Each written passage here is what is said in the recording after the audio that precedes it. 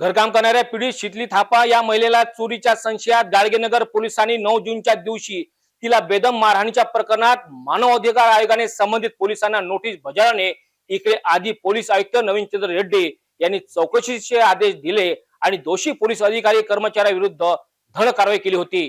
तर आता हाच प्रश्न आमदार यशोमती ठाकूर यांनी लक्षवेधी दरम्यान विधानसभेत सादर केल्याने याच घटनेत पुन्हा गाडगेनगर दोषी पोलिसांविरुद्ध कसून चौकशीला सुरुवात करण्यात आली आहे।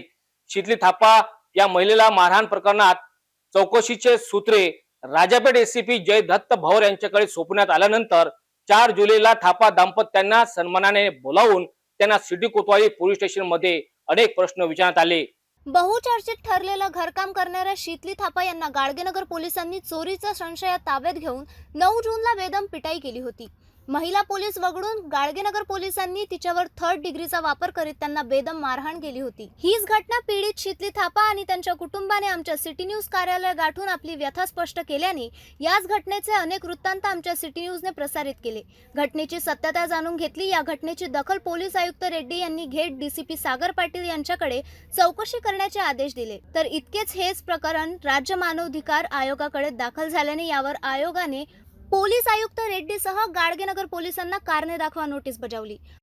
पोलीस आयुक्त यांनी या प्रकरणात गाडगेनगर पोलीस निरीक्षक हेमंत गिरमे यांना कंट्रोल अटॅच करण्यात आले, तर पोलीस उपनिरीक्षक सह इतर पोलीस कर्मचाऱ्यांना निलंबित केले होते।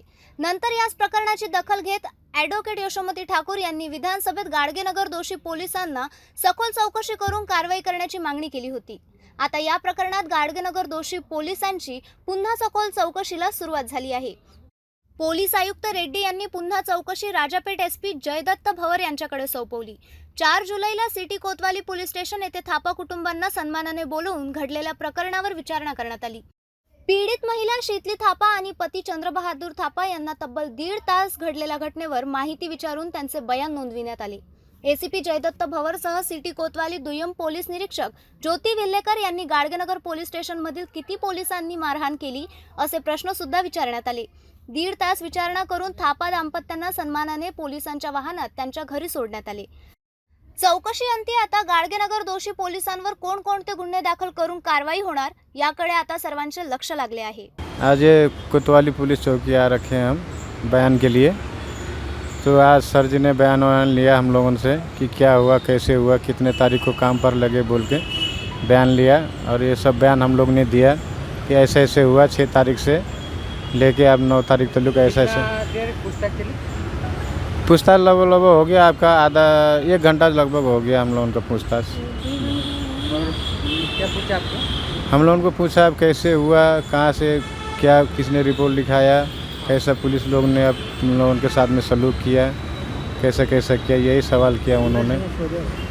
उसके बाद में पुलिस ने एक्शन लिया तो उसके बारे में आपके क्या इरादा है बोला, तो हम लोग ने बोला पुलिस ने एक्शन लिया, बहुत जल्दी काम किया, हम लोग पुलिस के आभारी गए। हम लोग ने बोला तो आभारी रहेंगे हम लोग, और सिटी न्यूज़ वाले के भी हम आभारी हैं। उन लोगों ने भी बहुत सहयोग किया, उन लोगों को ज़्यादा धन्यवाद है हमारी तरफ से। या घटनेत गाडगेनगर पोलीस स्टेशनचे आणखी कोणते पोलीस सहभागी आहेत का असे अनेक प्रश्न विचारून 1.5 तास विचारणा करण्यात आली।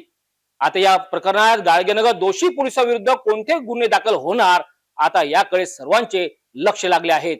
आता वळूया पुढील बातमीकडे।